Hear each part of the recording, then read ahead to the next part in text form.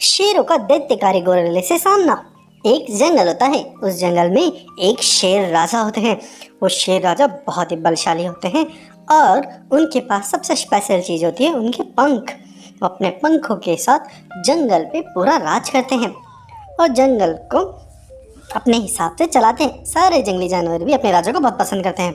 वहीं पे उनके दो बेटे होते हैं और दो बेटे भी बहुत अच्छे होते हैं। वह राजा अब उम्र में बूढ़ा हो चुका होता, तो वह अपने बेटों को बोलता, अरे बेटो एक काम करो, तुम अब जंगल में घूमो, जाओ वहाँ पर देखो जंगल में क्या परेशानी है क्या नहीं है, जाओ उससे सीखो, और क्योंकि मेरे बाद तुम दोनों को ही इस जंगल को चलाना है।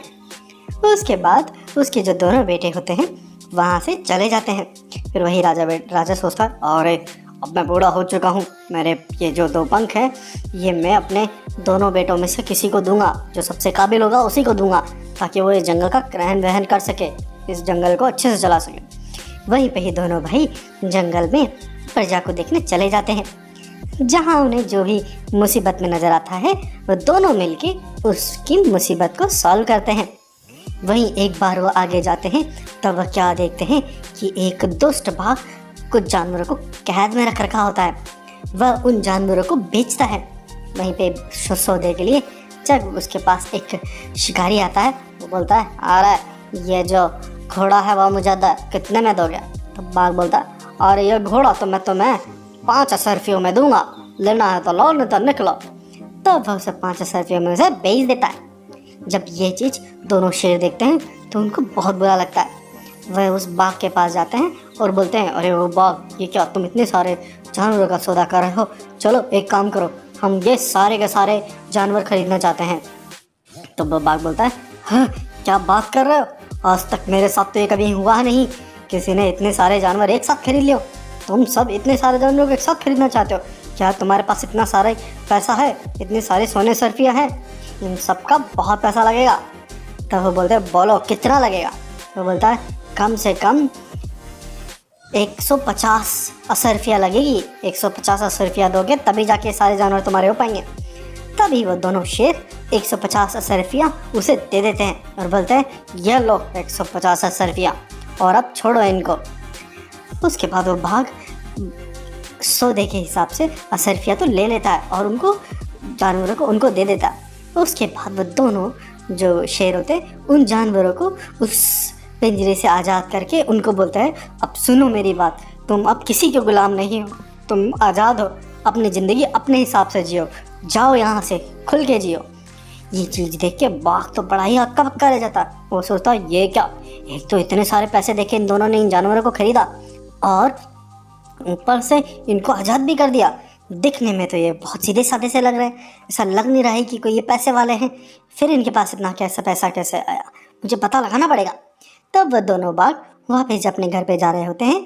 तब वह बाघ उनके जाने से पहले अपने एक बाघ जो दूसरा नीले कलर का बाघ होता है उसके पास जाता है, उसको 10 असरफिया देता है और उसको बोलता है, सुनो ये जो दोनों शेर हैं इसका पीछा करो, पता करो इनके पास इतनी सारा पैसा कैसे है, जाओ जाओ।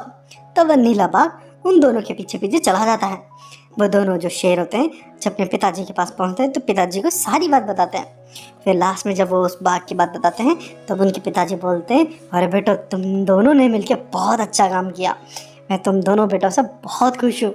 तुम दोनों ने इस जंगल को बचाने की इक्वली काबिलियत है, इसलिए मैं तुम दोनों को दोनों पंख दूंगा। उसके बाद वो शेर राजा उन दोनों को भी पंख दे देता है। उसके बाद वो भी उड़ने वाले शेर बन जाते हैं। अब फिर वो जब शेर राजा उसको आगे बोलता है, अब मैं तुमको हमारे पास इतने सोने असरफिया कैसा है उसका भी राज बताऊंगा। हमारे पास एक जादुई गुफा है, उस गुफा में से जितना चाहे पैसा, जितनी चाहे सरफिया हम निकाल सकते हैं, इसलिए हमारे पास पैसों की कभी कमी नहीं होगी। ये दोनों शेर सुन के बोलते हैं, हाँ पिताजी, अब हम उस पैसों का केवल जनता की भलाई में ही यूज करेंगे। ये सारी बात वह नीले कलर का बाघ सुन लेता है।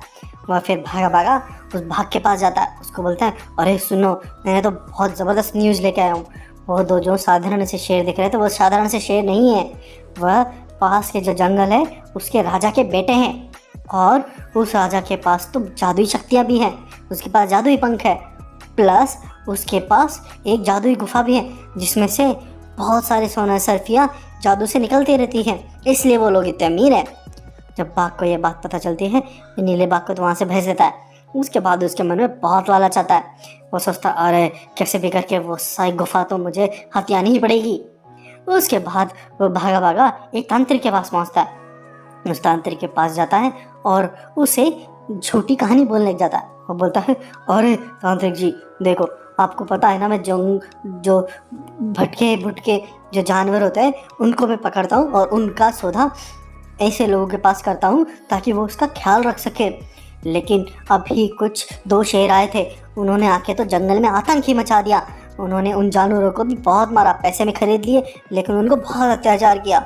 हमें कुछ तो करना पड़ेगा, वो बहुत पैसे वाले भी हैं। आप एक काम करो कि आपके पास जो गोरिल्ला है इसको विशालकाय बना दीजिए ताकि मैं उन पर अटैक करके उनको ख़त्म कर सकूं। अगर ऐसा नहीं किया गया तो वो तो कई जंगलों को बर्बाद कर देंगे।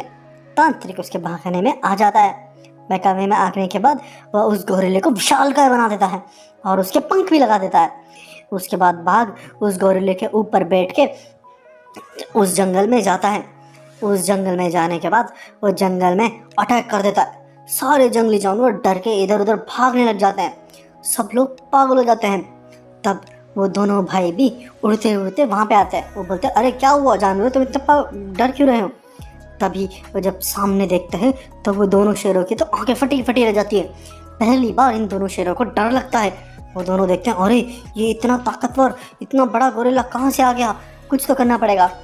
तब वो गोरिल्ले पे ऊपर बैठे हुए बाघ को देखता है और वो सारी स्टोरी को समझ जाते हैं। फिर वो बोलते हैं अरे ओ बाघ सुनो, यहाँ से चले जाओ नहीं तो हम तुम्हें छोड़ेंगे नहीं।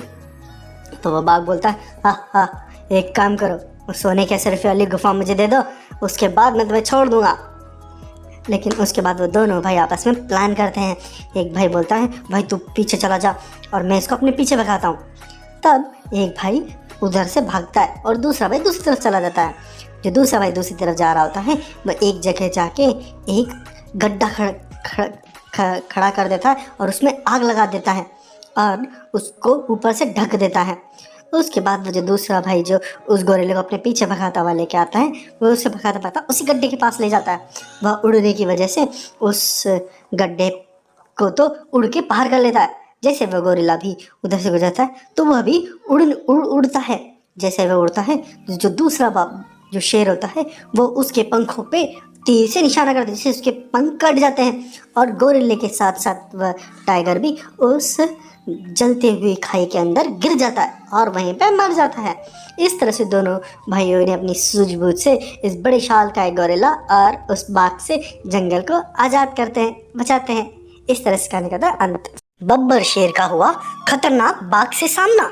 एक जंगल होता है, उस जंगल के अंदर एक बब्बर शेर होता है। वह बहुत ताकतवर होता है और अपने जंगल की प्रजा के साथ बड़े अच्छे से रहता है। उसके ताकत के साथ साथ उसके पास जादुई पंख भी होते हैं। वह जादुई पंख कुछ मामूली पंख नहीं होते, वह होते हैं गोल्डन कलर के जादुई पंख। वो गोल्डन कलर के जादू पंख होने के साथ साथ उनमें बहुत सारी मैजिकल पावर भी होती है। वह अपने जादुई पंखों और अपनी ताकत की वजह से उस जंगल पे हमेशा राज करता है और जंगल को हमेशा बुरी ताकतों से बचा के रखता है। सारे जंगल के जानवर अपने बब्बर राजा शेर से बहुत प्यार करते हैं और उसके राजा बड़े खुशी से रहते हैं। लेकिन एक बार क्या होता है कि जंगल पे एक बहुत ही दुष्ट और बहुत ही ताकतवर एक बाघ की नज़र पड़ जाती है। वह बाघ जिस जंगल में जाता है उस जंगल को तबाह कर देता है। इसलिए उसके आने की आहट बहुत दूरों से ही पड़ जाती है। जिस जंगल की रस मुड़ता है उस जंगल के सारे जानवर उस जंगल से पलायन नहीं कर जाते। उसका खौफ इतना खतरनाक होता है। उस बाघ को जब ये पता चलता है कि एक जंगल ऐसा है जहाँ पे बहुत शक्तिशाली शेर रहता है, तब वो सोचता है अरे मैं वहाँ जाता हूँ, वहाँ पे जाऊँगा तब वहाँ पे उस जंगल को भी अपने अधीन कर लूँगा। हा हा हा। तब जब ये बात बब्बर शेर को पता चलती है तो बब्बर शेर अपनी प्रजा को बोलता है तुम सब चिंता मत करो, मेरे पास जब तक मेरे जादुई पंख है वह कुछ नहीं कर पाएगा हमारे जंगल का। मैं उसका पूरी मजबूती से सामना करूँगा। जंगल के जानवरों को अपने राजा पर पूरा भरोसा होता है। इस तरह से दिन बीत जाते हैं और वह बाघ आखिरकार उस जंगल में पहुंच ही जाता है। जैसे ही वह जंगल में पहुंचता है वह तो कोहराम मचा देता है। वो इतना शक्तिशाली होता है कि उसकी गरजना से तो पेड़ ही टूट के गिर जाते हैं, जानवर भी उड़ के हवा में चले जाते हैं। वह जहाँ जाता है वहाँ पे अपने पंजों से हाथियों को तक भी मार के उछाल के फेंक देता है, पूरे जंगल में खून खून कर देता है। ये चीज़ देख के शेर राजा अपने पंखों के साथ उड़ता हुआ वहाँ पे पहुँचता है और उस बाघ को वार्न करता है, अरे ओ बाघ, तूने अब तक काफ़ी जंगल बर्बाद करे हैं, लेकिन तू मेरे जंगल की तरफ आंख उठा के भी मत देख, चला जा। जिंदा चाहता है अपनी ज़िंदगी तो चला जा। वह बाघ हंसता है और बोलता, हा, अरे बेवकूफ़ शेर, तुझे लगता है इन मामूली से पंखों को लेके तू मुझे डरा देगा? चल भाग यहाँ से, खुद की ज़िंदगी चाहता है तो चल जाए यहाँ से। लेकिन बब्बर शेर कैसे जाने वाला था, वह उससे लड़ने के लिए लड़ भिड़ता है। वह अपने पंखों की जादू शक्तियों का उस बाघ पे पूरा इस्तेमाल करता है। इससे बाघ तो शुरुआत में तो गिर जाता है। बाघ समझ जाता है कि ये कोई मामूली शेर नहीं है, इससे पूरी ताकत के साथ लड़ना पड़ेगा। तब वह बाघ भी अपनी जादुई शक्तियों का इस्तेमाल करता है और शेर से लड़ भिड़ता है। उन दोनों के बीच में बहुत ही भयंकर और खूनी लड़ाई होती है, लेकिन बाघ की शक्तियाँ बहुत ही तिलस्मी होती हैं और जादुई राक्षसी शक्तियों से भरपूर होती हैं। उन जादुई राक्षसी शक्तियों से वह शेर पे भारी पड़ता है, शेर को बहुत घायल कर देता है और शेर को हवा में उछाल के फेंक देता है। शेर जब इस तरह की हालत में हो जाता है, शेर समझ जाता है कि इससे अभी लड़ना सही नहीं है, मुझे अपने गुरुजी के पास जाना पड़ेगा, उनसे और शक्तियाँ लेकर आनी पड़ेगी। तब शेर वहाँ से चला जाता है बड़ी घायल अवस्था में, और ये बाघ इस जंगल पे राज करना शुरू कर देता है और वो बोलता है सभी जानवरों को, अरे ओ जानवरों, अब तुम्हारा राजा यहाँ से चला गया, अब इस जंगल पे मैं ही राज करूँगा। इस जंगल ही नहीं, इस पूरी दुनिया के सभी जंगलों पे मेरा राज होगा। हा हा हा, तुम सबको मेरे अनुसार चलना पड़ेगा। मैं जितने जानवरों को खाना चाहूँ वो सब मेरे पास लाइन लगा के आ जाया करो, नहीं तो तुम्हारी नस्लें ख़त्म कर दूंगा मैं। हा हा हा। इस तरह से बाघ अपनी चेतावनियाँ देता है। जंगल पूरा सहम जाता है और भय से कांप उठता है। लेकिन वहीं पे जो बब्बर शेर होता है वो भागा भागा अपने गुरुजी के पास पहुंचता है। वो गुरुजी को बोलता है, अरे गुरुजी गुरुजी। तब गुरुजी देखते हैं, बोलते, अरे क्या हुआ बब्बर शेर, ये तुमको क्या हुआ, तुम इतने घायल कैसे हो गए, और ये क्या तुम्हारे पंख भी इतनी घायल अवस्था में क्यों है? तब बब्बर शेर सारी बात उन्हें बताता है। तब वह गुरुजी बोलते हैं, अच्छा ये बाघ मैंने भी सुना है इसके बारे में, वह बहुत ही दुष्टकारी जादुई शक्तियों से भरा हुआ है, उसका सामना करना इतना आसान नहीं है। तुम्हें एक काम करना पड़ेगा, वह काली पहाड़ी है वहाँ पे जाना और एक मणि है, उस मणि को धारण करना। उस मणि को जैसे ही तुम अपने अंदर धारण करोगे तुम्हारे अंदर असीम शक्ति आ जाएगी। उन शक्तियों से वह अपनी काली जादुई शक्तियाँ तुम पे अप्लाई ही नहीं कर पाएगा, तुम पे उनका कोई असर नहीं होगा। तब बब्बर शेर अपने गुरुजी से आशीर्वाद लेके उस काली पहाड़ी पे चला जाता है। काली पहाड़ी पे उसे बहुत सारे राक्षस मिलते हैं, लेकिन वह सारे राक्षस तो बब्बर शेर के सामने टिक ही नहीं पाते। उन सबको वह हरा हरू के वह गुफा तक पहुंचता है और उस जादुई मणि को धारण कर लेता है, उसको पहन लेता है अपने गले के अंदर और फिर भागा भागा अपने जंगल में जाता है। जैसे वह अपने जंगल में जाता है, बाघ देखता है उसे तो बाघ बोलता है, अरे तू फिर आ गया, अरे मैं बेवकूफ़ था जो तेरे को जिंदा छोड़ दिया, अब मैं तेरे को जिंदा नहीं, मैं तेरे को कच्चा ही खा ही जाऊंगा। हा हा, चला जा। तब वह उस पर अपनी जादुई दैत्यकारी शक्तियों का इस्तेमाल करता है, लेकिन ये क्या, उसकी शक्तियों का तो उस शेर पे कुछ असर ही नहीं होता। उसके बाद वह शेर अपने पंखों की जादुई शक्तियों से बाघ पर अटैक करता है, बाघ गिर जाता है। उसके बाद दोनों के बीच में बहुत भयंकर लड़ाई होती है। बाघ समझ जाता है, अरे ये तो अब मुझे समाप्त ही कर देगा, इसके पास बहुत बड़ी शक्तियाँ हैं, मुझे इसे भागना पड़ेगा। वो भागने की कोशिश करता है, लेकिन शेर समझ जाता है इसको अभी छोड़ा तो ये फिर से कहीं और जाके किसी को बहुत परेशान करेगा, इसको मारना ही बेटर है। फिर शेर उड़ के उस पर अटैक कर देता है और उसको वहीं पे ख़त्म कर देता है। इस तरह से बब्बर शेर अपने जंगल से बाघ के आतंक को ख़त्म कर देता है और जंगल में फिर से बब्बर शेर का राज स्थापित हो जाता है। इस तरह से इस कहानी का था अंत। सब्सक्राइब करिए।